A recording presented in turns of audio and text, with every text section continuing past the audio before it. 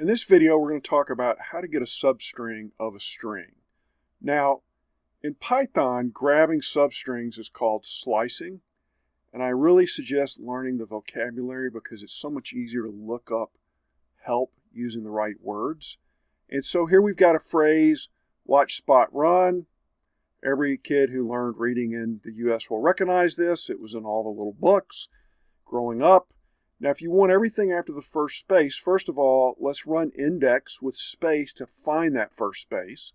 And it's in spot number 5. And then everything else is going to be that first space plus 1. We want to skip past it.